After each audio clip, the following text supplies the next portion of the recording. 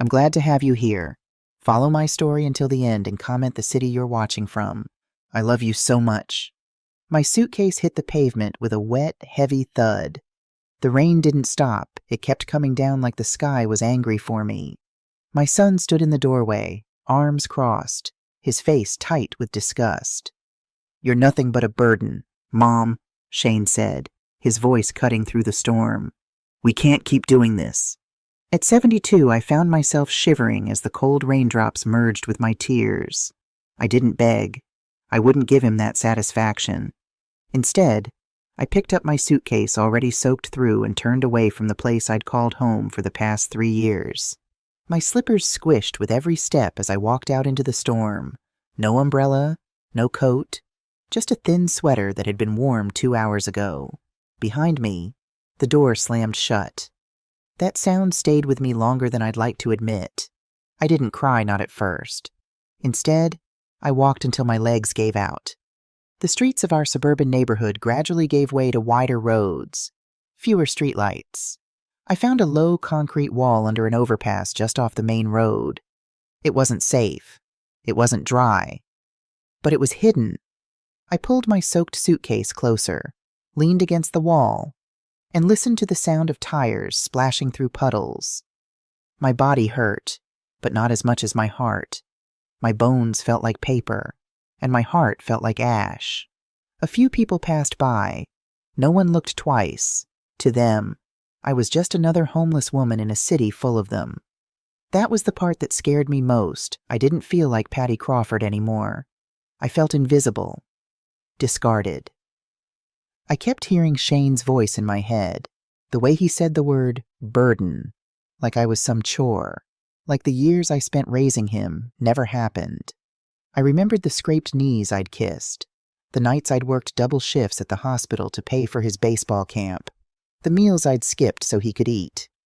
And now, in his eyes, I was just weight. The wind cut harder the longer I sat. I pulled my blanket tighter, a thin cotton thing I'd found in my suitcase, already damp.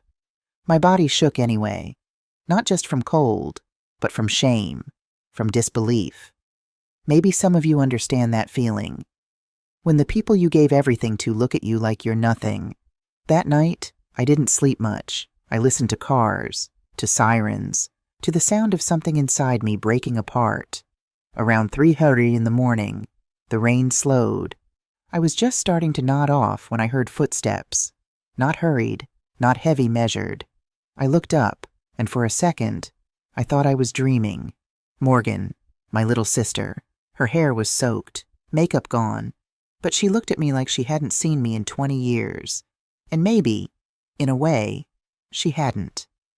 We hadn't spoken much after she moved to Florida. Life got in the way. Family things, complicated things. But there she was, standing in front of me like a miracle wrapped in trenchcoat fabric and fury. She didn't say anything at first. She just knelt down beside me, brushed the wet hair from my face, and put her hand on mine. And that was it. That was the first real human touch I'd felt in weeks, maybe months. She helped me to my feet without a word, picked up my suitcase, and led me to her rental car like it was the most natural thing in the world. No questions, no judgment. I sat in her car, heat on full blast, a blanket around my shoulders, trying not to fall apart. She handed me a thermos of tea, still warm. It smelled like honey and mint. I took a sip and felt the first flicker of safety since I left that house. We didn't speak until we hit the highway. "You're coming with me," she said. I nodded, not because I agreed, but because I couldn't imagine going anywhere else. She didn't ask what happened. She didn't have to. I think she saw it in my face, in the way I held the tea with both hands like it was all I had left in the world. "How did you find me?" I finally asked, my voice sounding strange to my own ears. Morgan's hands tightened on the wheel. "I saw Shane's post on Facebook. Some family dinner. You weren't in any of the pictures. I called. He gave me excuses. I didn't believe them." The highway lights flashed across her face, illuminating the determined set of her jaw. Morgan had always been fire where I was water. She burned when people hurt her. I endured. I survived. But that night, I started to wonder if surviving was enough. "He said you were staying with a friend," she continued. "I knew it was a lie. You don't have friends in this city, not since James died. So I drove up from Florida. I've been looking for you all day." "How did you know where to look?" A sad smile crossed her face. "When we were kids and Dad would get mean, you always hid under the bridge by the creek. You said it made you feel invisible but safe." She glanced at me. "I figured some habits stay with us." When we reached the motel outside Tallahassee, she handed me a room key and a bag of clean clothes. I took a hot shower, the first in days, and scrubbed off the rain, the dirt, the humiliation. I stood under the water until it ran cold, then stared at myself in the mirror until the steam blurred my face. Then I slept, not deeply, not peacefully, but I slept in a bed. The next morning, when she said we'd be heading south to Clearwater, I didn't ask why. I just followed, because something inside me had shifted, not all at once, not loud, but enough to feel it. Maybe you felt it too. That quiet turn. That moment you realize this time, I'm not going to let it go. This time. I'm not swallowing my pain just to keep the peace. Not when it costs me everything. The next morning came fast. I opened my eyes to a low hotel ceiling and the steady hum of the air conditioner. The bed under me was too firm, the sheets scratchy, but compared to concrete and rain, it felt like heaven. My muscles ached from the night before, but my hands were warm for the first time in days. I sat up slowly, wrapping the motel blanket around my shoulders. I wasn't home, but I was somewhere. That was enough. Morgan was already dressed and packing up her things. She moved fast, focused, like she'd been planning something all night. She didn't ask how I slept. She didn't offer small talk. Just picked up my suitcase and said, "We need to get moving." I followed her out to the parking lot. The sky was pale blue, the air thick with humidity the way Florida always smells before noon. I slid into the passenger seat, and as soon as the doors shut, she put the car in drive. No hesitation. 10 minutes down the road, she pulled into a gas station, left the car running, and told me to wait. She returned with a thermos of fresh coffee, a breakfast sandwich, and a folder. She handed me the folder first. "What's this?" I asked. Morgan's eyes stayed on the road. "The beginning of your new life." I opened it slowly. Inside was a stack of papers, printouts of emails, bank statements, and property listings. I looked at her, confused. "Shane's been planning this for months," she said, her voice tight. "After I saw his post, I did some digging. He and Amber are underwater on their mortgage. They've got credit card debt up to their eyeballs. Private school tuition for the kids they can barely afford." My stomach twisted. "So they needed my Social Security check." Morgan nodded. "And when that wasn't enough, they needed your house, the one James left you. The one you signed over to them 3 years ago when you moved in." I stared at the papers, the numbers swimming before my eyes. I'd given them my house, the little 3-bedroom where Shane had grown up, where James and I had spent 30 years of marriage. I'd signed it over because Amber had said they needed more space for the kids, and I believed them when they said I'd always have a home with them. "How did you get these?" I asked, flipping through bank statements that weren't mine. Morgan's mouth twitched into something like a smile. "I have friends in interesting places, and Shane wasn't exactly careful with his passwords. I should have been shocked at the invasion of privacy, but all I felt was a dull ache. The evidence was there in black and white emails between Shane and Amber discussing how my constant complaints were driving them crazy, text messages about how they could suggest a retirement home once they got the money situation sorted. "Why are you showing me this?" I asked, closing the folder. I couldn't bear to see more. Morgan glanced at me. "Because you need to know it wasn't your fault. And because I want you to understand what I'm about to do." She pulled the car back onto the highway. The miles stretched out before us, palm trees and billboards blurring past. I watched the landscape change, becoming more coastal, more tourist-friendly. By mid-afternoon, we were driving through Clearwater, with its white beaches and high-rise condos lining the shore. I moved here 15 years ago, Morgan said, breaking the silence. After the divorce. I nodded. I'd known about her divorce from Richard, though we hadn't talked much about it. Our relationship had always been complicated. She was so much younger than me, almost like a daughter more than a sister. Our parents had her late in life, and after they died, I'd helped raise her. But we'd grown apart over the years, especially after she left for college and I focused on my own family. I started a business, she continued, medical software. It took off about 10 years ago.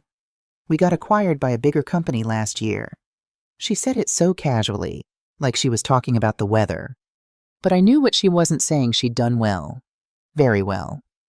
That's wonderful, I said, meaning it. I'm proud of you. Something flashed across her face, surprise, maybe gratitude. I tried to tell you, to share it with you. But every time I called, Shane would say I was busy, I finished for her. Or sleeping. Or at the doctor's. She nodded. I should have tried harder. We both should have. Morgan turned off the main road onto a quieter street lined with palm trees. After a few blocks, we passed through a gated entrance. She typed in a code, and the iron gate slid open slowly. A security guard waved at us, and Morgan nodded back. The building was low-rise, cream-colored with balconies trimmed in white, blue-tiled roofing. It looked like a postcard. Morgan parked in a reserved space near the entrance.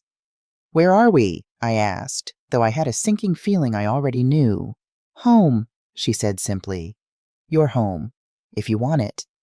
Inside, the lobby smelled like lemon and new carpet. A woman at the front desk smiled and handed Morgan a welcome packet. Morgan pointed at me without speaking. The woman looked at me kindly the way people look at stray dogs they wish they could help. We rode the elevator in silence. On the 3rd floor, Morgan unlocked the door to Unit 3C and pushed it open. It was brighter than I expected. The walls were soft beige, the couch pale gray. Light poured in through sliding glass doors that led to a balcony. I walked to the railing and looked out. The ocean stretched to the edge of the sky. I could hear it steady, heavy, alive, behind me. Morgan placed my suitcase down, wiped her hands, and said, "This is where you live now, and I'm staying in the unit across the hall for a while. So don't get any ideas about disappearing." I turned, hands still on the railing.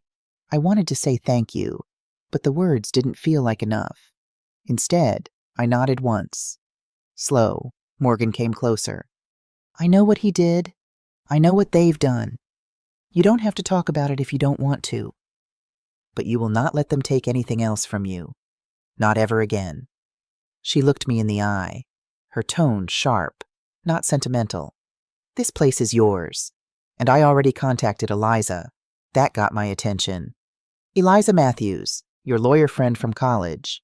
She nodded. "Smart, ruthless, careful. She's already drawing up the paperwork." "What paperwork for the money?" Morgan said, like it was obvious. "For your financial protection." I stared at her, uncomprehending. "What money?" Morgan's face softened. She guided me to the kitchen counter where she'd left the folder from earlier. She opened it to a new section, a bank statement with my name on it. "I've set up an account for you," she said. $5 million. Yours alone. I've had it set aside for years. You didn't know because I didn't tell you. Now you do." I sat down hard on the bar stool, folder in my lap, coffee forgotten. My ears rang like someone had set off fireworks in my chest. I couldn't form a full thought. Not one. The numbers sat on the page, too large to ignore, too surreal to believe. "I can't," I started. "You can," Morgan cut me off. "And you will. You're not a guest here. You're not dependent. You're the owner. And I need you to start acting like one." She pulled out another document. "The condo is already in your name. No mortgage, no tricks. I already wired the money." I looked up. Why would you do this?" Morgan's expression changed, softened around the edges. "Because you gave up everything for me when Mom and Dad died. Because you worked 3 jobs to put me through college when my scholarship fell through.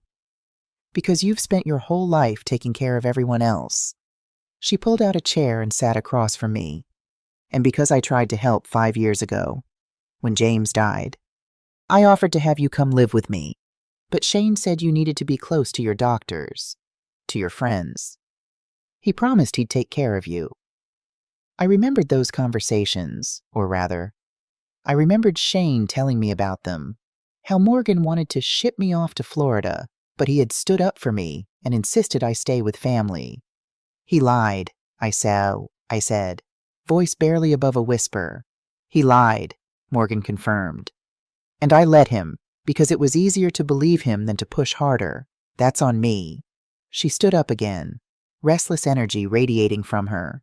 Eliza will be here tomorrow. She'll explain everything, the legal protections, the financial setup. No one can touch this money except you. No one can make decisions for you except you. I ran my fingers over the bank statement, tracing the numbers like they might disappear if I looked away. Shane will try to find me. Let him, Morgan said, fire in her eyes. Let him come. This time, you'll be ready. She left shortly after, promising to return in the morning. I stood alone in the middle of my new home, and felt something between terror and exhilaration. The ocean outside kept moving, the waves breaking and reforming, endless and patient. I slept that night in a bedroom bigger than any I'd ever had. The sheets were soft, the mattress firm but gentle on my aching back. I dreamed of water, of floating, of being carried somewhere safe. When I woke, for just a moment, I forgot where I was. Then the sound of the ocean filtered through the windows, and reality washed over me like a tide. I was safe. I was home. I was wealthy beyond anything I'd ever imagined. And somewhere, miles away, my son thought he had buried me, that I would rot quietly in a corner of some shelter. He thought shame would keep me silent. He had no idea I was about to bury him with the very things he tried to steal. 3 days after I moved in, Morgan hosted a small welcome gathering at the clubhouse on the ground floor. She didn't ask if I wanted one. She just sent me a text with the time and told me to wear something blue. She had already bought me 2 new outfits and hung them in the closet. I chose the one with long sleeves, a light fabric that didn't draw attention, but made me look like myself again. I stood in front of the mirror for a long time, hardly recognizing the woman looking back at me. 3 days of regular meals, of safety, of sleep, had already begun to fill out the hollows in my cheeks. I arrived at the clubhouse a few minutes before 6. The room was softly lit, with finger foods arranged on white platters and a view of the ocean behind a row of glass windows. About a dozen people were there, mostly other residents of the building, retired couples, a few widows, one older man who reminded me of James, though thinner and with a sharper chin. I didn't catch most of their names, but I recognized their warmth, the kind that doesn't ask too much too soon. Morgan made sure to keep me close. She introduced me with just enough detail to be polite, never crossing into anything personal. She never mentioned what had happened, never mentioned Shane, just told people I'd come to Clearwater for a fresh start and was now officially part of the community. Her voice had that steady tone she used when setting boundaries, while she mingled. I found myself at the far end of the room near the window, watching the light fade over the water. I was fine not speaking. I didn't want to explain myself to strangers. It was enough to be somewhere safe, surrounded by people who didn't know what I had been through. That changed when one of the building security guards came in through the side door, not for the party, just on patrol. He looked to be in his late 60s, broad shoulders, close-cut gray hair, badge clipped to his polo shirt. He made a slow loop through the lobby, then paused when he saw me standing near the punch bowl. I nodded politely. He walked over. "Walter Thompson," he said, extending his hand. "Night security." "Patty Crawford," I replied, shaking his hand. His palm was calloused but warm. He pointed to the unit number on my name tag. 3C. That's across from Miss Morgan's, right? I said it was. He smiled. "She's sharp, doesn't miss a detail. You got a good one looking out for you." I agreed. He glanced toward the elevator, then lowered his voice a notch. You might want to keep an eye on the hallway traffic. We had a report of someone hanging around the mailboxes late last night. Didn't match any resident profiles. Just a heads up. That tightened something in my chest. I thanked him and made a note to tell Morgan.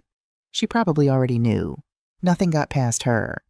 A few minutes later, Morgan raised her glass and tapped a spoon against it. The room quieted. She made a short toast, simple. Just said she was glad I was here and that second chances were worth celebrating. People clapped, someone whistled, and then it went back to normal. But I noticed the moment she ended her speech. Her eyes flicked to the door. She had seen it open. I turned and saw them too, Shane and Amber. He wore a dress shirt he rarely ironed, but this time it was pressed flat. Amber was in beige and gold, hair curled, heels clicking softly as she stepped into the room. They smiled as if they belonged. My stomach clenched. Morgan walked straight toward them. I didn't hear what she said, but her face made it clear they were not invited. She didn't raise her voice. She didn't cause a scene, but she blocked their path like a wall of glass. Shane looked over her shoulder at me, smiled like none of it had happened, as if the last time he saw me hadn't been in the rain, shouting while I held on to my dignity like a dying flame. I said nothing. My hand gripped the edge of the refreshment table. Morgan motioned to someone, and a staff member stepped in. The conversation was short. Shane and Amber stood their ground for a few seconds longer, then turned and walked out. Amber didn't even glance back. The room slowly returned to its rhythm. People noticed the interruption, but no one asked questions. I was grateful for that. Morgan came back to my side, picked up a piece of fruit from the tray, and said, "Told you they'd come." I nodded. She'd warned me earlier that morning she had seen a comment from one of Amber's friends online. Something too specific to be accidental. Morgan was already 3 moves ahead.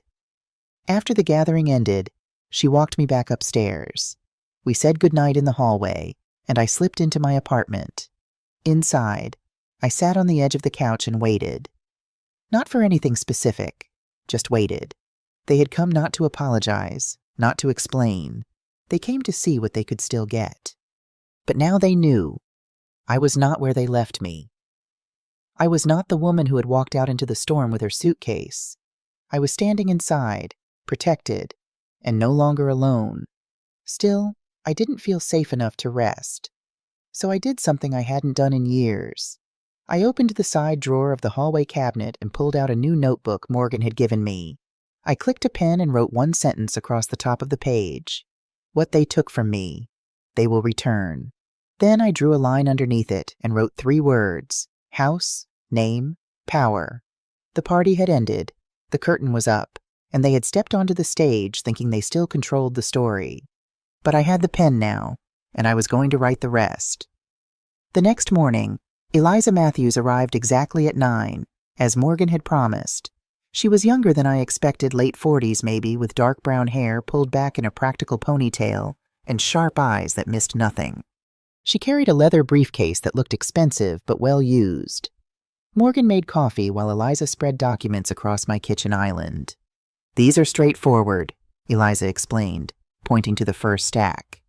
"Bank account authorizations, property deed for this condo, insurance papers, all in your name."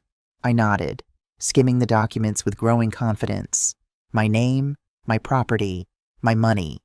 "These," she continued, pulling out another folder, "are more complex. Power of attorney limitations, medical directives, and what I call the fortress documents, legal protections against anyone trying to claim you're incompetent or incapable of managing your own affairs." She looked me directly in the eye. "Mrs. Crawford, do you have any medical conditions that might affect your decision-making capacity?" "No," I said firmly. "High blood pressure, arthritis, reading glasses, that's it." "Good," she nodded. "Because your son might try to claim otherwise." I felt a chill despite the warm morning. "He wouldn't." Morgan and Eliza exchanged a look. "He already has," Morgan said quietly. She slid her tablet across the counter. On the screen was an email from Shane to a lawyer, asking about options for elderly parents showing signs of confusion and poor judgment. The date on the email was yesterday after he'd seen me at the party. My hands curled into fists under the counter. I see. That's why we're doing this now, Eliza said, her voice softer. We'll have you undergo a full cognitive assessment with a geriatric specialist this afternoon. The results will be documented and notarized. That way, if anyone, your son included, tries to claim you're not of sound mind, we'll have recent professional documentation proving otherwise. I signed paper after paper, initialing pages, affirming my identity and my intentions. With each signature, I felt something growing inside me, not anger, though that was there too, but resolve. A clear, cold certainty that I would not be erased. By noon, we were finished. Eliza packed up her briefcase, leaving me with copies of everything. One more thing, she said, pulling out a business card. This is my direct line, not my office, my personal cell. If anyone contacts you about financial matters, even if they claim to be from the bank or a government agency, call me first. I took the card, suddenly grateful for her fierce competence. After she left, Morgan stayed. We ate lunch on my balcony, watching the waves roll in. Shane will try again, she said, breaking a long silence. I nodded. I know. What will you say to him when he does? I considered this, watching a seagull dive into the water. Nothing, at first. I'll listen. I'll see what he wants. And then? Morgan waited. And then I'll tell him exactly what he has done, and exactly what it will cost him. Morgan smiled a small, satisfied curve of her lips. There she is? There's the Patty I remember. I felt it too, a glimpse of my former self, the nurse who had managed emergency rooms, who had stared down drunk husbands and frightened teenagers, who had held her ground when others would have fled. That night, I slept soundly for the first time since Shane had thrown me out. I dreamed of ocean waves, of standing firm while the water rushed around my ankles but could not move me. The next morning, I found a white orchid sitting on my welcome mat. No card, no note, just the plant, delicate and perfect, like a silent apology that didn't have the guts to knock. I stood there for a long time, not picking it up. The air was warm, the hallway quiet. Across from me, Morgan's door opened. She stepped out, holding a cup of coffee in one hand, phone in the other. She saw the orchid and stopped. They're switching tactics, she said, not even blinking. I nodded once and left the plant where it was. I stepped back inside, locked the door, and let the silence hold. The game had begun, but this time I knew the rules, and I had something they desperately wanted, the power to say no. To be continued. What would you do if your family abandoned you? Have you ever had to start over later in life? Comment below with your thoughts and the city you're watching from. That evening, they came again, not together this time. Shane showed up around 6, wearing a blue polo shirt I remembered buying him for a job interview he never got. His smile was softer than usual. He carried a small paper bag from the Italian restaurant on Main. I figured you hadn't had dinner yet, he said, his voice carefully casual. I didn't open the screen door. I watched him through the mesh, keeping my expression neutral. Mom, he tried again, shifting his weight. You look good. How do you like the neighborhood? When I didn't respond, he kept talking, filling the silence with nervous chatter. Amber and I have been talking. We feel terrible about how things escalated. He glanced down, then back up, his eyes searching mine. I missed you. I said nothing. My silence seemed to unnerve him more than any words could have. Eventually, he left the bag on the bench by the wall and walked away. I watched him go, never moving from my spot behind the door. The next morning, it was Amber's turn. She showed up just before noon with a grocery bag and a book tucked under her arm. Her tone was lighter, almost casual, like this was just something she always did. She didn't bring up what had happened. She didn't mention the party. Just said she wanted to stop by, maybe help with errands, cook something if I was tired. She used to call me by my first name. That day she called me Mom. I watched her through the peephole until she left. She took the groceries with her, left the book a memoir by some celebrity I'd never heard of. A week passed like that. One would come, then the other, sometimes with food, sometimes flowers. Once a framed photo of Shane as a boy holding a fishing rod next to me on a pier, a memory they thought could be weaponized. I didn't respond, but I watched and I recorded. Morgan had given me a small device, no bigger than a car key. It sat by the door, always on when someone came near. I didn't use it to catch them saying anything criminal. I used it to catch the tone, the hesitation, the patterns. Because their words weren't about repair, they were about access. Every conversation circled around comfort, concern, and eventually logistics, bills, accounts, end-of-life planning, the language of thieves pretending to be caretakers. Morgan took the recordings and shared them with Eliza. Eliza didn't say much at first, just listened, took notes, asked about mail, email, phone calls. Then she flagged something. Shane had requested a change of address for my bank correspondence. He'd done it online using a phone number from years ago that had once been tied to my name. Eliza found it through a security scan she had requested from a banking contact. It hadn't processed yet, but it was a red flag. Morgan changed the mailbox locks the next day. The night after that, the fire alarm in my hallway went off around 2:00 in the morning. No fire, just a pulled lever. Walter reviewed the camera footage and caught a blurry figure walking through the service corridor 20 minutes earlier. Couldn't see the face. Could see the jacket, the same one Shane wore to the party. I asked Morgan to call Eliza again. She brought over a laptop the following day and walked me through setting up secure digital alerts, any access attempt to my accounts, any login from an unrecognized device, any file request tied to my name. I agreed to everything. Then I asked her if she thought they were done. She didn't answer right away. "They'll try the back door now," she finally said. I asked what that meant. She closed the laptop. "They'll go legal again, but not directly. They'll find someone to do it for them. A notary, a mobile witness, a financial advisor who doesn't know the full story." She was right. 2 days later, a man in khakis and a collared shirt knocked on my door. Said he was from an elder planning group.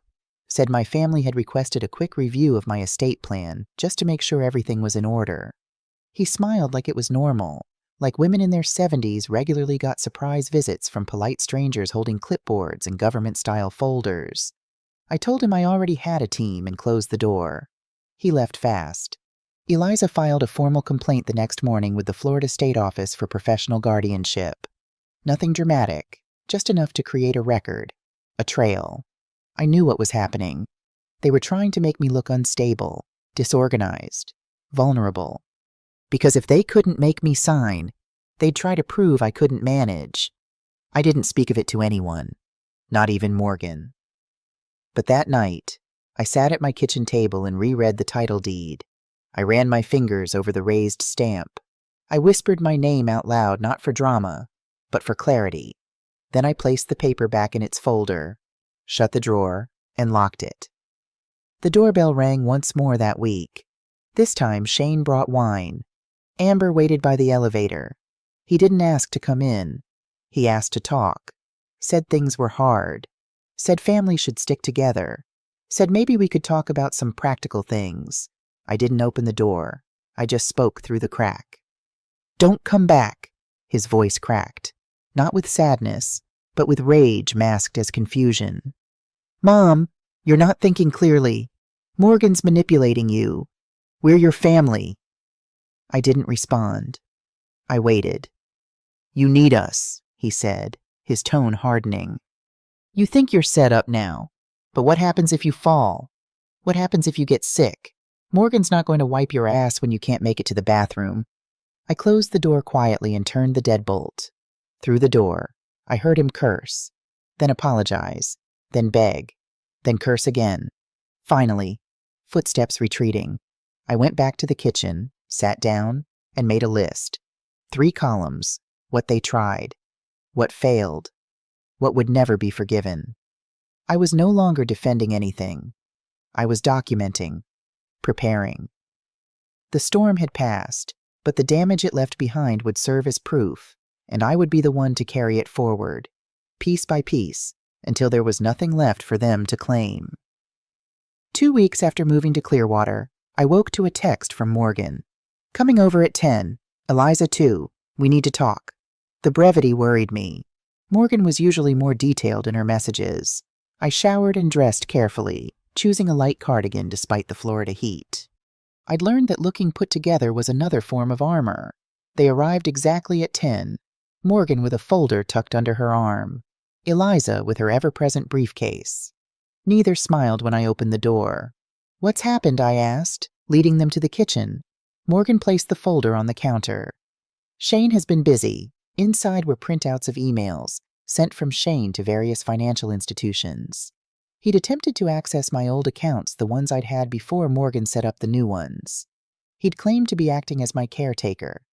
In one particularly bold move, he'd sent a letter to my former doctor in Atlanta, requesting copies of my medical records, citing concerns about early dementia symptoms.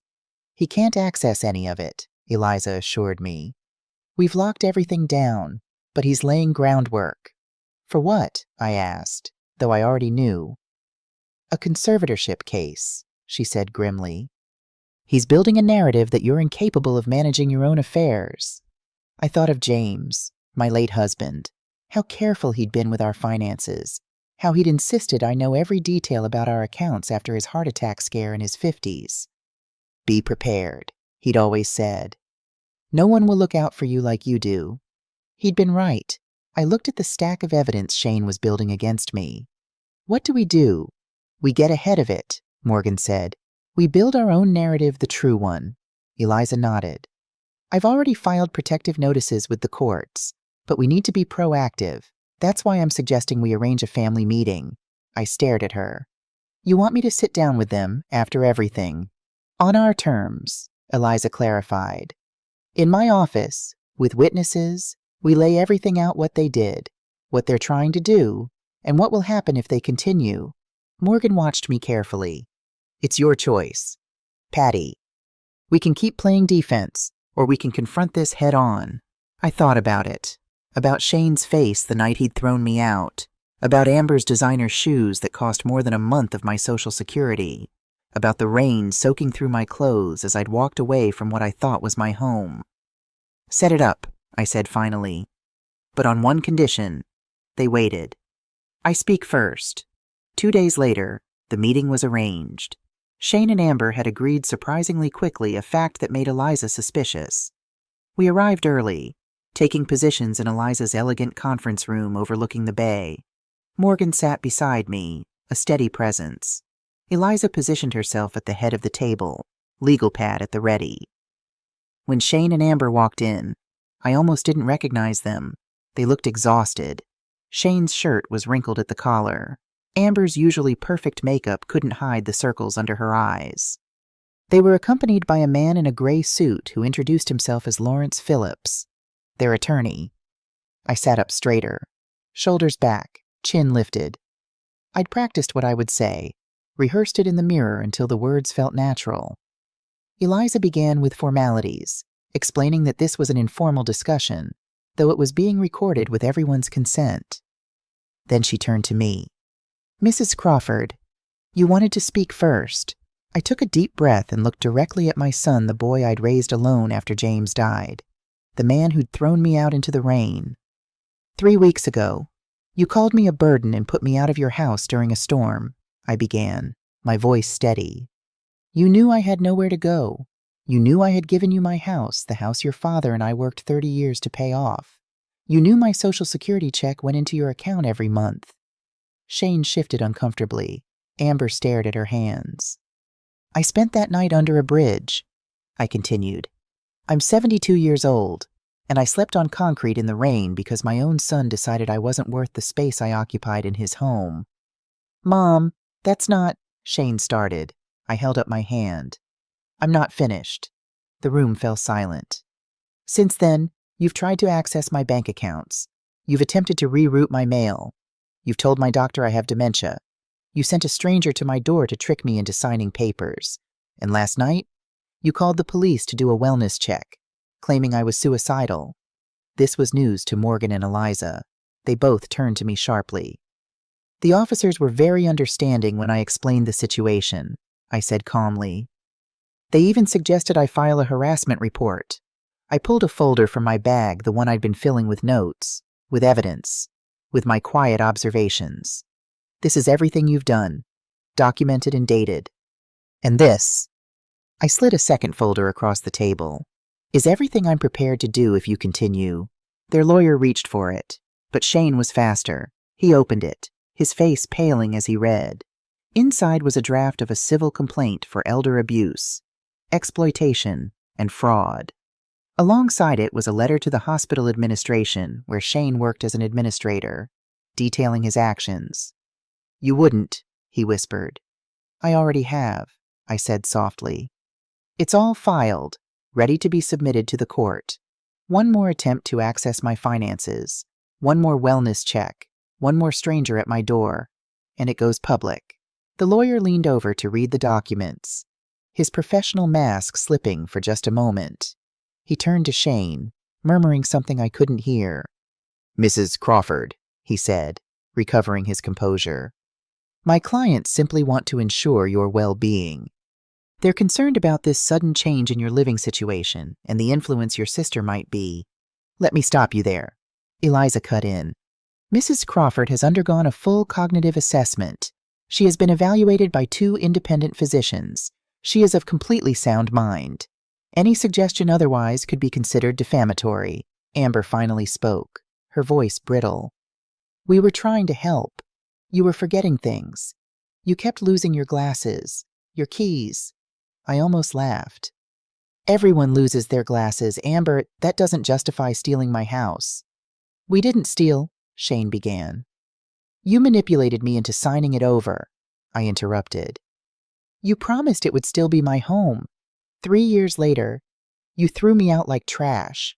The silence that followed was heavy, broken only by the sound of the air conditioning.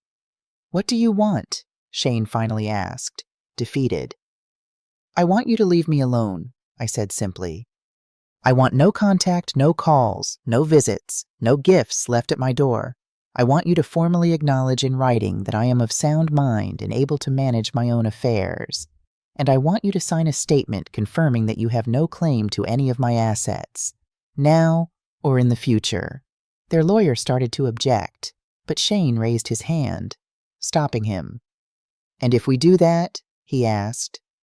"Then we're done," I said. "The complaint stays filed but not submitted. Your hospital never receives that letter. We go our separate ways." Shane stared at me, something like recognition flickering in his eyes. Maybe he was seeing me clearly for the first time in years, not as an old woman to be managed, but as his mother, with all the strength that had raised him. "What about the kids?" he asked quietly. "Your grandchildren." That was the question I'd been dreading. I loved those children, 6-year-old Emma with her gap-toothed smile, 4-year-old Lucas with his father's eyes. I'd helped raise them while Shane and Amber built their careers. "That's up to you," I said, my voice softer. "If you can respect my boundaries, if you can teach them to do the same, then perhaps, in time, we can discuss supervised visits." Amber made a small, wounded sound. "Supervised like we're criminals, like you're people who've proven I can't trust you," I corrected.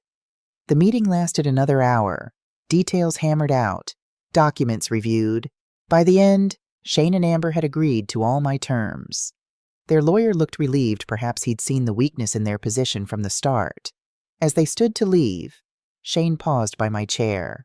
"I didn't mean for it to go this far," he said, his voice low. I looked up at him, this man who had once been my little boy.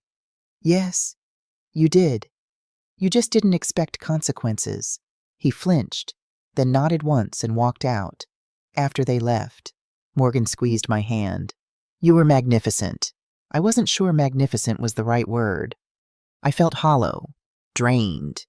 There's no victory in having to protect yourself from your own child, but there was clarity, and with it, a kind of peace. Later that night, in the quiet of my new home, I took out an old photo album, one of the few things I'd managed to grab before leaving Shane's house. Pictures of him as a baby, as a toddler learning to walk, as a teenager proud in his prom tuxedo. I traced his face with my fingertip, wondering when he'd changed, when money and status had become more important than family, when his wife's influence had overshadowed the values I thought I'd instilled. Or maybe the change had been more gradual, a slow erosion of respect, a creeping entitlement that grew with each concession I made. Perhaps in trying to make his life easier, I'd made it too easy for him to take me for granted. I closed the album and put it away. The past was important, but it wasn't where I lived anymore. Tomorrow was a new day in my new life. And this time, I was writing the rules. Morgan didn't waste time. 2 days after the meeting with Shane and Amber, she knocked on my door at 10 sharp with a stack of envelopes in one hand and her tablet in the other. Her hair was pinned up tight, and her expression told me we were past the stage of gentle warnings. She placed everything on the kitchen counter and opened the top folder. "They're going to try again," she said. "But this time, it's not going to be through charm. It'll be legal." I watched her lay out the pages one by one. Letters, emails, screenshots, digital dust left behind by Shane and Amber's recent activity. Morgan had quietly paid a private investigator to monitor any financial or legal movement involving my name. What she found was subtle but unmistakable. Shane had reached out to a small law office out of state, asking about power of attorney transfers and eldercare authorizations. Amber had been messaging someone on Facebook Marketplace about hiring a notary for in-home documentation services. Morgan tapped one of the papers. "They're going to make it look official, hand-delivered, personal. They think you're soft enough to sign something if they come in crying." She looked at me, eyes steady. "I need you to do exactly what I say." I didn't argue, not because I was scared, but because I understood something now I hadn't fully accepted before. This wasn't about misunderstanding or distance. This was about control. Shane and Amber didn't want to help me. They wanted what they thought I no longer deserved to manage. So I told Morgan yes, I would follow her lead. That afternoon, we invited a few neighbors over for coffee. Nothing formal, just a casual afternoon with fruit trays and pastries. Enough people to create a social setting without raising suspicion. Morgan told the concierge to let Shane and Amber up if they showed. She didn't invite them, but she made sure someone would buzz them in.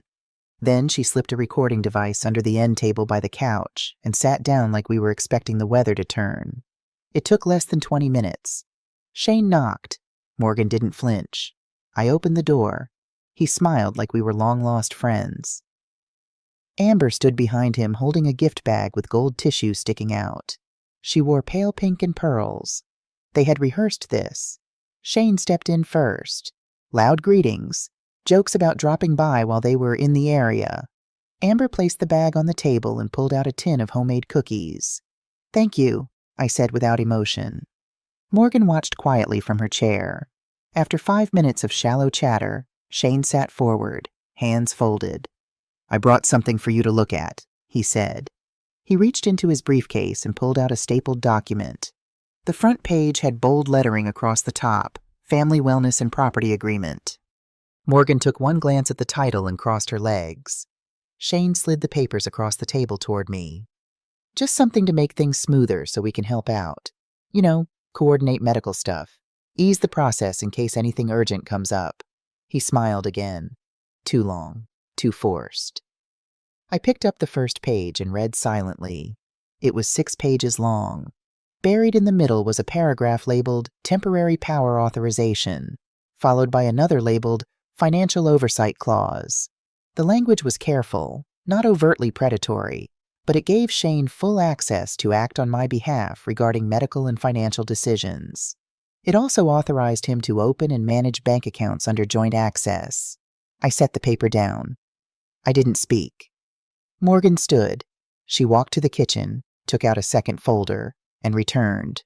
From it, she pulled a nearly identical document, only this one had a red line through the middle. "This is a copy of the version you had drafted last week with that paralegal in Tampa," she said to Shane. "The original email is time-stamped. The language is word for word." Shane's face froze.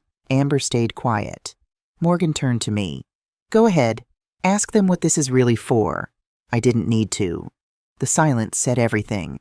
Morgan opened the recording app on her tablet and let it run. Then she raised her voice just enough for the neighbors to hear. "I want everyone to know," she said. That this document was designed to strip Patty of her financial rights under the guise of assistance. This is what family manipulation looks like. Shane stood up fast. You don't understand what we're trying to do, he said. Amber grabbed his arm. Morgan stayed calm. No, I understand exactly. And so does the state of Florida. So will the ethics board. So will the community you're trying to impress with fake tears and cookies. Shane's voice cracked. You're making a scene. Morgan laughed once, sharp. Scene no. This is clarity. She turned to me and nodded. I walked over to the table, picked up the contract they brought, and tore it down the middle. The room went quiet. The neighbors stopped talking. Shane looked at me with something I hadn't seen in years. Fear. I didn't scream. I didn't curse. I simply held up the torn pages and said, This is what happens when you mistake quiet for weak. Morgan motioned toward the door. Shane and Amber walked out, this time without looking back. I sat down slowly, my hands still warm from the paper. Morgan brought me a glass of water. The neighbors murmured, then politely excused themselves. When the room was empty, Morgan spoke low. They'll try something else. I nodded. I knew that, too, but what they didn't know was that we were ahead now, and I wasn't just holding the line. I was ready to take everything back, piece by piece, name by name, and this time, they would never see it coming. The following week, I received a text from Shane. Mom, we want to apologize properly. Family dinner at our house this Sunday at 6. The kids miss you. Please come. I showed it to Morgan, who immediately shook her head. It's a trap. Of course it is, I agreed. But I'm going anyway. Morgan looked at me like I'd lost my mind. Why would you walk into their territory after everything they've tried? I showed her the folder I'd been preparing documents from Eliza, financial statements, and something new papers establishing the Patty Crawford Foundation, a nonprofit dedicated to supporting elderly victims of family exploitation. Because it's time they understood what they're really up against, I said. Morgan studied the foundation documents, her eyes widening. You're transferring your assets to a foundation. When did you decide this? The night they brought that contract. I said, Eliza helped me set it up. Everything goes into the foundation, the condo, the accounts, everything. The board will oversee it all. And who's on the board? She asked. Use Eliza, Walter from security, and Mrs. Chen from 2B. She used to be a judge before she retired. Morgan sat back, impressed. You've been busy. I learned from the best, I said, smiling at my sister. On Sunday, I wore a soft navy dress, the one with the high collar and long sleeves. I pinned back my hair and wore my gold watch, the one James gave me on our 25th anniversary. I carried nothing but my handbag with the foundation documents inside. Morgan insisted on driving me. I'll wait nearby, she said. If you're not out in 2 hours, I'm coming in. I patted her hand. I'll be fine. The house hadn't changed. White siding, fresh mulch, a new wreath on the door, as if any of that could disguise the bitterness that clung to the walls. Amber greeted me with a smile stretched too wide. Her eyes flicked over my outfit, trying to read it like a signal. She stepped aside, letting me in with a hand on my back, firm and controlling. The dining table was set for 7 Shane, Amber, their 2 children, Shane's in-laws, and me. The extra place setting told me they'd expected me to bring Morgan. I was glad I hadn't. Emma and Lucas ran to me the moment they saw me, wrapping their small arms around my legs. Emma looked up, her face serious. Daddy said you were on a special trip. Are you back now? My heart squeezed. I'm living in a new place. Sweetie, but I'm not far away. Lucas tugged at my dress. Can we come see Daddy says we can't visit you? Before I could answer, Amber swooped in, guiding the children back to their seats. Let's eat first, then we can talk about all that. We sat, we ate. The food was good, a little too perfect. They talked about the children's grades, about how Shane had been considering a job change. Amber complimented the dish she had made twice, with the kind of tone that needed approval. I nodded politely, responded when asked. I didn't bring up anything from the past few months, and they didn't either, not directly. But about halfway through dessert, Shane leaned back in his chair and let out a sigh. "I've been thinking a lot lately," he said, "about how things got complicated. And I know we all made mistakes, but I hate the distance between us." Amber reached for his hand. "And with the kids getting older," she added, "we just don't want any regrets. We want them to know what real family looks like." It was my turn to nod. "I appreciate that," I said. "I really do." They smiled, and then Shane said it. "I was wondering, Mom, if we could talk sometime about how we move forward. Maybe review some of the decisions that were made when things were tense, especially regarding estate matters." There it was, the soft glove pulled off, the hand beneath it reaching. I let the pause settle just long enough. Then I reached into my bag and pulled out the envelope. "Of course," I said, "but I think it's best we're all clear." So I had something drawn up. I slid the envelope across the table. Amber's fingers twitched before she caught herself. Shane picked it up and opened it. Inside was a notarized addendum. It outlined the permanent establishment of the Patty Crawford Foundation, the nonprofit I had formed. It confirmed that the condo I now lived in, the bank accounts, the trust fund, everything was legally and irrevocably tied to the foundation. It listed the beneficiaries, a scholarship program for single mothers over 60, a care fund for elderly abuse victims, and a community medical outreach named after James. Shane's face stiffened. Amber's smile cracked at the edges. "You see," I said gently, "I've thought about this too. A lot. And I realized I don't want to spend the rest of my life worried about who deserves what, or who thinks they earned a slice of something they never built." Shane swallowed hard. I could see the heat behind his eyes. He was holding it back, trying to stay in control. "I'm not cutting you off," I added, "but I am choosing peace and clarity and protection." No one said anything. The kids were frozen, confused, too young to understand the undercurrent, but old enough to feel the tension settle thick in the air. I stood up slowly. "Dinner was lovely. Thank you." Amber started to speak, but the words stumbled. She tried to smile again, but gave up halfway. At the door, Shane followed me. "Is this it?" he said, voice low. I didn't stop walking. "Mom," he said again, a little louder, a little sharper. "We were trying to make things right." I turned back finally. "No," I said. "You were trying to regain access." He flinched. "But what you've lost is trust, and I don't hand that out like pie at Thanksgiving." I left, back in my car, Morgan waiting exactly where she promised. I exhaled.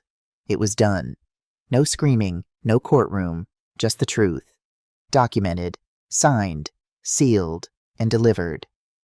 They had underestimated me, not just as a mother or a widow or an old woman. They had underestimated my memory, my resolve, my ability to plan.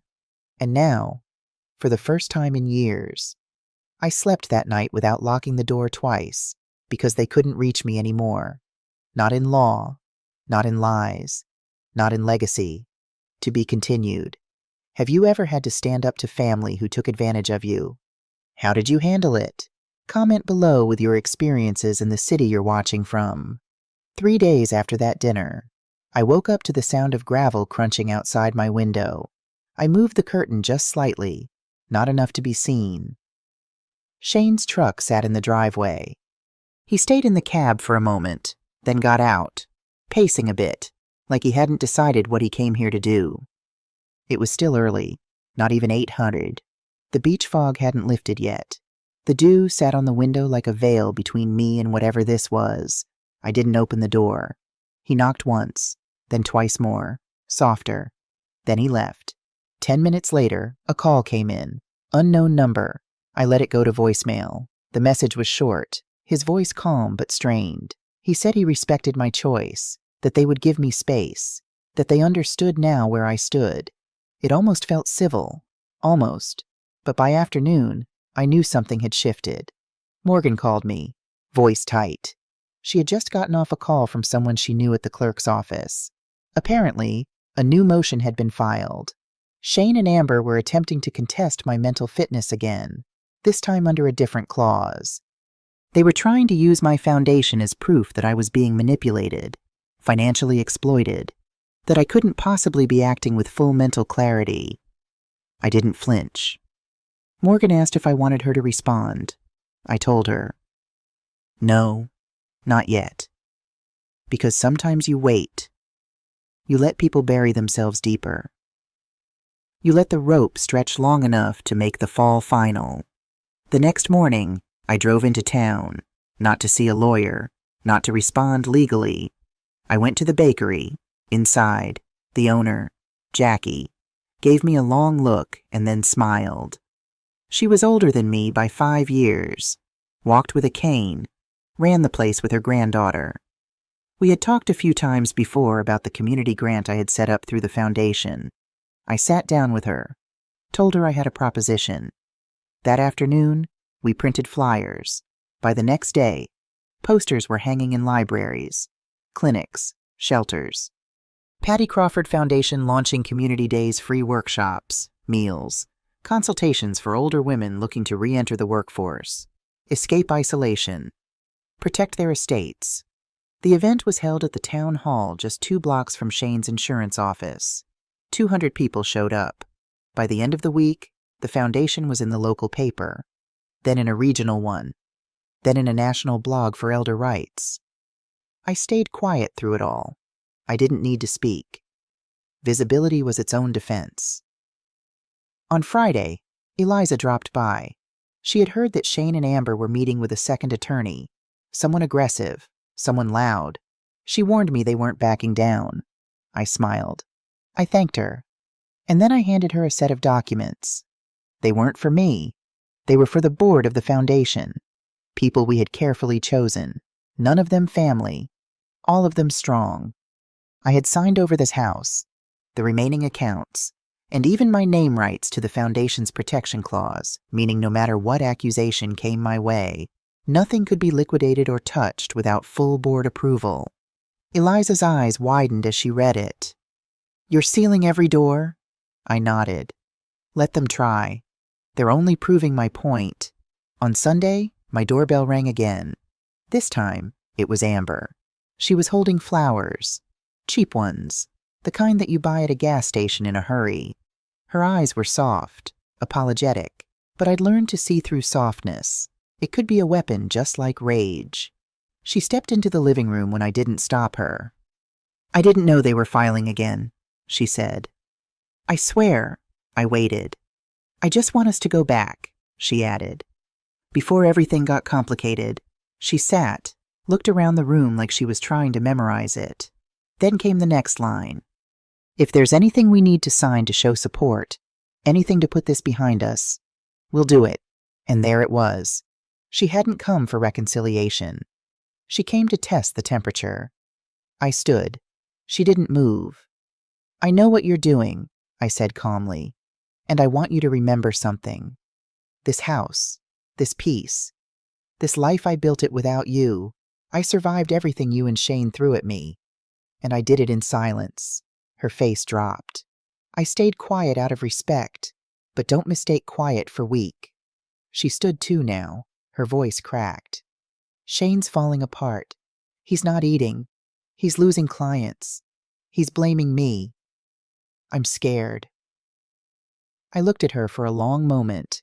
Then I said, not cruelly, just finally, "That's not my burden anymore." She left. That night, I slept with the window open. I listened to the ocean like I used to with James. And for the first time since all of it began, I didn't feel like I was bracing for a blow. I felt done, not defeated. Complete. Because there is a moment after the storm when silence returns. And it isn't empty. It's earned. By Monday morning, I could sense a shift in the air. It was subtle at first. Just the way the neighborhood seemed quieter, as if holding its breath. Something was coming, and I knew it wouldn't be gentle. Morgan called just past noon. Her voice was calm, but direct. "The court date's been set," she said. "They pushed it fast. They're confident. But they made a mistake. Patty. A big one." I didn't respond right away. I knew Morgan well enough to wait. "They submitted evidence," she continued. Financial records, letters, emails, statements. She paused again, letting the silence underline what came next. They forged your signature. I sat very still. She explained. The documents Shane and Amber had filed claimed I had granted them power of attorney for the foundation, that I had transferred the right to amend its charter. It was bold, reckless. They had faked an entire meeting, a board vote, even notarized it. Morgan had already sent the file to a forensic examiner. But she didn't stop there. She also had a quiet lunch that weekend with one of the notaries they claimed had witnessed the document. He didn't remember the meeting. He didn't remember me because it never happened. That was the crack. And through that crack, everything unraveled. By Wednesday, the examiner's report was ready. Not only were the signatures inconsistent, but the timestamp metadata on the PDF files revealed they had been backdated sloppily. One document was supposedly signed at a cafe in St. Petersburg, a place that had been permanently closed for renovations at the time. Another referenced a foundation member who had stepped down 3 months earlier. They hadn't just lied. They had been lazy. That's when Morgan made her move. She filed a motion for fraud and perjury. She submitted the report, the witness statement from the notary, and a statement from the board chair of the foundation. It wasn't just a response anymore. It was a full-blown counter. But it didn't end there. A day later, the county legal office reached out. Turns out attempting to defraud a registered nonprofit isn't just a civil matter. It can be criminal. And because the foundation dealt with elder welfare, there was a second layer of protection. An automatic review had been triggered the moment Morgan filed her countersuit. The district attorney's office wanted to talk. Meanwhile, I stayed quiet. I watered my plants. I baked cornbread. I walked the beach every morning before the sun was up. But inside, I felt a shift. Not anger anymore, not even justice. Just clarity. They had drawn the line, crossed it, painted it red, and now the town would see. The hearing was scheduled for Thursday morning. I arrived early, sat in the second row with Morgan beside me. The courtroom was modest. Nothing like on TV, just cold air and wooden benches and the low murmur of anticipation. Shane sat 3 rows ahead with Amber. Neither looked back. Eliza placed a steadying hand on my arm. Remember, we're not just defending you today. We're setting a precedent. I nodded, grateful for her clarity. The judge was a woman in her 60s, with silver-rimmed glasses and an expression that suggested she'd seen every trick in the book. She reviewed the files in front of her, then looked up at the courtroom. This is case number 47592, Crawford versus Crawford. I've reviewed the filings. Let's begin with the petitioner. Shane's lawyer stood a man with an expensive suit and practiced confidence. He launched into his argument, explaining that Shane was only trying to protect his elderly mother from undue influence and financial exploitation. Your Honor, Mrs. Crawford was living comfortably with her son and daughter-in-law until her estranged sister suddenly appeared and convinced her to move to Clearwater. Within weeks, Mrs. Crawford had established a foundation that effectively removes her assets from her own control. We believe this demonstrates a pattern of manipulation. The judge cut him off. Counselor, I've read your filing. What I'd like to understand is why your client attempted to file documents with forged signatures. The lawyer faltered. Your Honor, my client denies any knowledge of forged documents. Then perhaps you should review the forensic report submitted by the respondent, the judge said, tapping a folder. The signatures were analyzed by a court-certified examiner. The metadata on the PDF files shows they were created on your client's personal computer. The courtroom went silent. I glanced at Shane. His face had gone pale. The judge continued. Before we proceed, I want to be very clear. This court takes elder exploitation extremely seriously, but it also takes fraud against the court with equal gravity. She turned to me. Mrs. Crawford, would you please approach the bench? I stood, legs steady despite the nerves fluttering in my stomach. I walked forward, aware of every eye in the room. Mrs. Crawford, the judge said, her voice softer but still carrying through the room. I'd like to ask you a few questions directly. Yes, Your Honor. Did you voluntarily establish the Patty Crawford Foundation? Yes, I did. Did you sign over your assets to this foundation of your own free will, without coercion? Yes, Your Honor. And did you at any point grant power of attorney to your son, Shane Crawford, regarding the foundation or its assets? No, I did not. She nodded, studying my face. Mrs. Crawford, would you tell the court, in your own words, why you established this foundation? I took a deep breath. This was the moment not just for me, but for every woman who'd ever been silenced, dismissed, or underestimated because of her age. Your Honor, 3 months ago, my son and his wife told me I was a burden and put me out of their house during a rainstorm. I had given them my house, the one I owned outright, the one my husband and I paid for over 30 years. I was living on a fixed income, which they controlled. I had nowhere to go. I paused, making sure my voice stayed steady. I established the foundation because I never want to be vulnerable like that again, and because I want to help other older women who find themselves discarded by the people who should care for them most. The judge held my gaze for a long moment, then nodded. Thank you, Mrs. Crawford. You may return to your seat. The rest of the hearing moved quickly. Eliza presented our evidence methodically: the forged documents, the expert testimony, the statements from board members. Shane's lawyer tried to argue that Shane had been acting in my best interest, but his arguments sounded hollow against the weight of evidence. When the judge finally spoke, her decision was clear. The court finds no evidence that Mrs. Crawford is incapable of managing her own affairs or that she has been unduly influenced. On the contrary, she appears to have taken reasonable steps to protect herself from the very people claiming to protect her. She turned to Shane's lawyer. As for the matter of forged documents submitted to this court, I am referring this case to the district attorney's office for potential criminal charges. This court does not tolerate fraud. With a tap of her gavel, it was over. Shane and Amber rushed out, avoiding eye contact. I sat still, absorbing the finality of it all. Outside, on the courthouse steps, Morgan hugged me tight. It's done, Patty. Really done. I nodded, the Florida sun warm on my face. Then I heard it. Mom! I turned.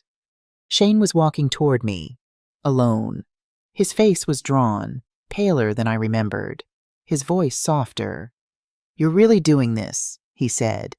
I looked at him, this man who had once been my child, who I had nursed through fevers and taught to ride a bike, who had thrown me away when I became inconvenient. No, I said. You did this. His shoulders slumped, like for the first time he realized he couldn't shift it back onto me. I didn't think it would go this far, he muttered. I nodded. That's the thing with lines. Once you cross them, you don't get to decide where they end. He looked like he wanted to say more, but his mouth closed instead. Morgan stepped up beside me. We should head back, she said quietly. As we walked away, I felt something unexpected, not satisfaction, not vindication, but a strange kind of peace, the kind that comes when you've faced your worst fear and found yourself still standing. The weeks after the hearing were quieter than I expected. No dramatic phone calls, no more unexpected visits. Shane and Amber retreated into silence, whether from shame or calculation. I couldn't tell. Eliza kept me updated on the legal proceedings. The district attorney had decided to pursue charges against Shane for the forgery. Not severe charges, he wasn't facing prison time, but serious enough that his professional reputation would suffer. I felt conflicted about that. He was still my son, despite everything. But as Eliza gently reminded me, consequences teach lessons that words alone cannot. Morgan suggested I block their numbers, erase them from my life completely. But I couldn't do that. Not yet. Maybe not ever. The bond between parent and child is complicated, twisted, and frayed in our case, but not entirely broken. Instead, I focused on the foundation. What had begun as a defensive measure was growing into something meaningful. The community days had expanded to weekly workshops. We'd partnered with a local legal clinic to provide free estate planning for seniors. A small grant program helped women over 65 with emergency housing needs. It wasn't just about protection anymore. It was about purpose. One Tuesday morning, I was reviewing applications for our housing assistance program when my phone buzzed with a text from Shane. Emma has a recital this Friday at 7. She asked if Grandma could come. I stared at the message for a long time. This was the first contact in nearly a month. No demands, no accusations, just a simple invitation. I showed it to Morgan when she stopped by that afternoon. It could be genuine, she said, though her tone suggested skepticism. Or it could be another way to get close. She's my granddaughter, I said simply. Morgan sighed. If you go, I'm coming with you. I wouldn't have it any other way. Friday evening arrived, cool and clear. Morgan drove us to the elementary school where Emma attended. The parking lot was full of minivans and SUVs, parents hurrying inside with bouquets and cameras. We found seats near the back, giving us a clear view but keeping us somewhat removed. I scanned the crowd, finally spotting Shane and Amber several rows ahead. They hadn't seen us yet. The lights dimmed, and the recital began a parade of nervous children playing simple piano pieces, some with confidence, others with visible terror. Emma was somewhere in the middle of the program. When she finally appeared on stage in her blue dress, my heart swelled. She looked so much like Shane had at that age, same determined set to her jaw, same slight furrow of concentration between her eyebrows. She played Fur-Elise, not perfectly, but with feeling. When she finished, I applauded as loudly as my arthritic hands would allow. As the children took their final bow, I saw Emma scanning the audience. When she spotted me, her face lit up. She waved enthusiastically, drawing Shane and Amber's attention. They turned, saw me, and froze momentarily before offering tight smiles. After the recital, families gathered in the cafeteria for cookies and punch. Emma broke away from her parents and ran to me, throwing her arms around my waist. You came. I knew you would. I hugged her back, breathing in the scent of her strawberry shampoo. Of course I did. You were wonderful. She beamed up at me. Dad said you might be too busy, but I told him you wouldn't miss it. Over her head, I saw Shane approaching slowly, Amber hanging back by the refreshment table. He looked uncertain, like he wasn't sure of his welcome. Emma, why don't you go get some cookies with Morgan? I suggested. I need to talk to your dad for a minute. She nodded and skipped off with Morgan, chattering excitedly. Shane stopped a few feet away. Thanks for coming, he said stiffly. It meant a lot to her. She meant a lot to me, I replied. She still does. He shifted his weight, uncomfortable. Look, Mom, about everything. I held up a hand. Not here, not now. This is Emma's night, he nodded, relief flashing across his face. Would you be willing to talk sometime? Just talk? I studied him, the dark circles under his eyes, the new lines around his mouth. He looked tired, beaten down in a way I hadn't seen before. One condition, I said finally. Neutral ground, and Morgan comes with me. Fair enough, he agreed. The coffee shop on Bayshore next weekend. I'll be there. We parted with an awkward nod. Nothing resolved, but perhaps a door cracked open just enough to let in some light. Later that week, I received a thick envelope from Eliza. Inside was the final judgment from the court, officially dismissing all claims against me and confirming my legal right to manage my own affairs. There was also a notice that Shane had accepted a plea deal for the forgery charges community service and a fine, but no criminal record if he completed the terms. Attached was a note from Eliza. Justice comes in many forms. Sometimes the most powerful is the chance to rebuild. I placed the documents in my filing cabinet and went for a walk on the beach. The water was calm that day, waves lapping gently at the shore. I thought about James, about what he would say if he could see me now. He'd always told me I was stronger than I knew. It had taken losing almost everything to prove him right. When I returned home, there was a package waiting at my door. No note, just a small box wrapped in plain brown paper. Inside was a framed photo, one I thought I'd lost when I left Shane's house. James and me on our 30th anniversary, dancing in our backyard, his arms around my waist, my head thrown back in laughter. I didn't need to guess who sent it. Some gestures speak louder than words. The coffee shop meeting came and went. It was stilted, uncomfortable, but civil. Shane apologized not for everything, but for enough to matter. Amber wasn't there. He mentioned they were taking some time apart, and I didn't press for details. He asked about the foundation, seemed genuinely interested when I described our recent community workshop. We didn't discuss money or property or the past. We just talked, like people finding their way back to something resembling respect. As fall turned to winter, I settled into a routine that felt increasingly like my own. Morning walks on the beach, volunteer work at the foundation, weekly dinners with Morgan, occasional supervised visits with Emma and Lucas at the park or ice cream shop. It wasn't perfect. The relationship with Shane remained fragile, tentative. Amber kept her distance entirely, but it was something a new kind of family, built on clearer boundaries and hard-won wisdom. One evening, Morgan came over with a bottle of wine and a proposal.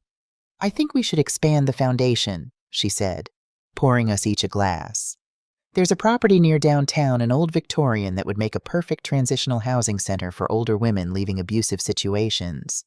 I listened as she outlined her vision, 5 to 7 residents at a time, each with their own room, shared common spaces, on-site counseling and financial planning assistance.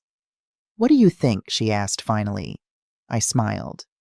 "I think James would be proud, and I think I'd like to be involved beyond just funding it." "That's what I was hoping," Morgan grinned.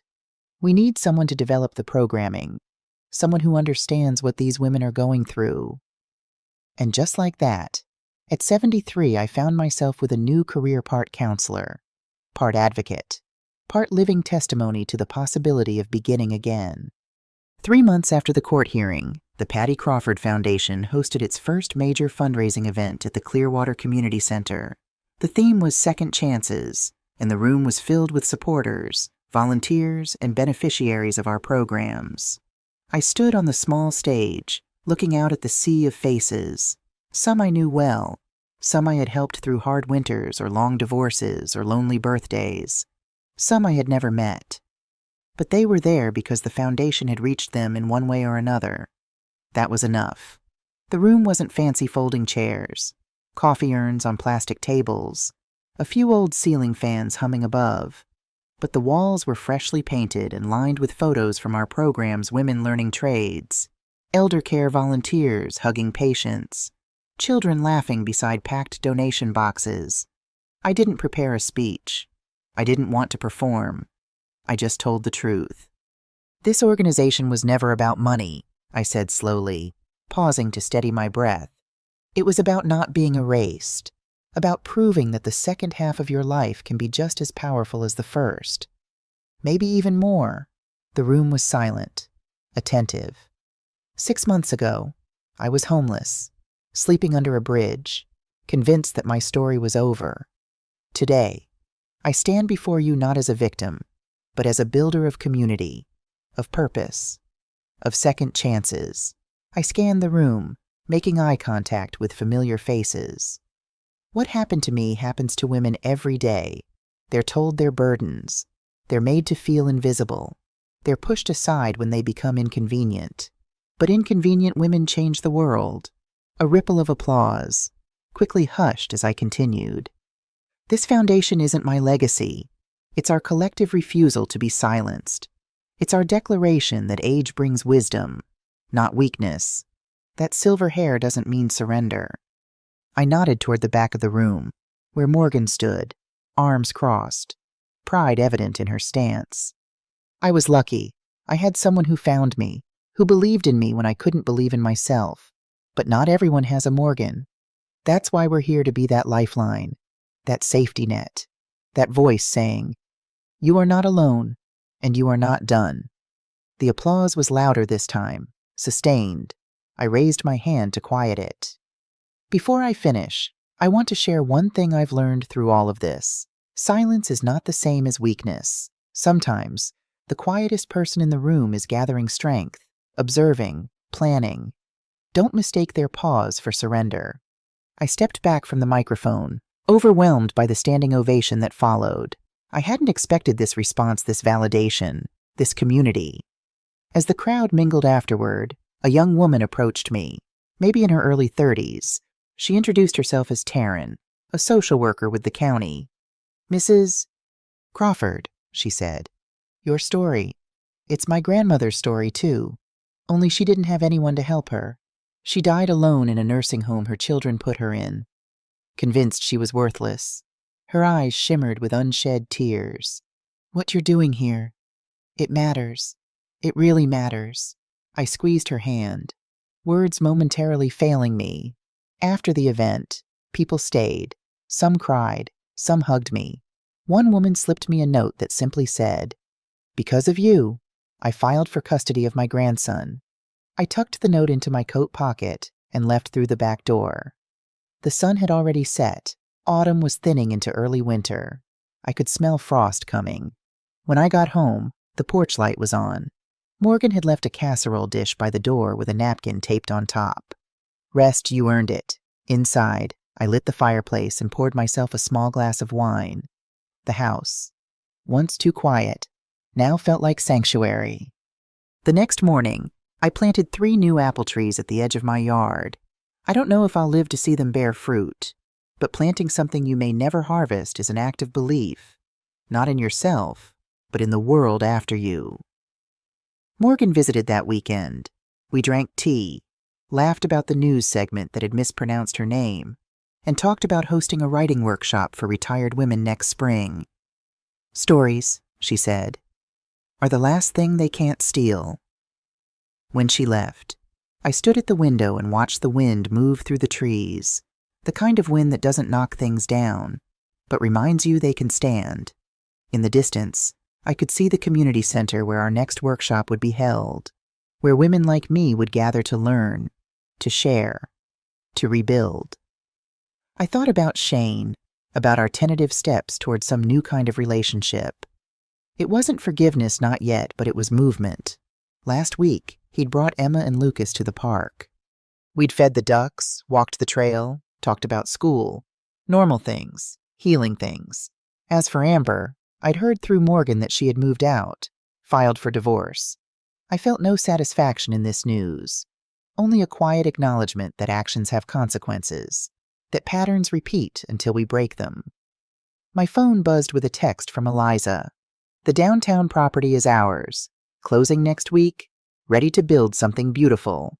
I smiled, typing back always. I did not vanish. I rebuilt. I redefined. And I stayed whole. If you've ever felt dismissed, erased, or underestimated just because of your age, your silence, or your kindness, know this: you still have the power to draw the line, to reclaim your space, to plant something new. Your story isn't over. It's just beginning a new chapter. And this time, you get to write it. What would you do if you were in Patty's place? Have you ever been through something similar? Comment below and share your story. I'm reading from Salt Lake City tonight, and I'd love to know what city you're watching from. If you enjoyed this story, check out 2 other channel favorites: My Daughter Stole My Inheritance, Then Karma Struck, and I Was the Secret Beneficiary in My Husband's Will. Thanks for watching, and I'll see you in the next video.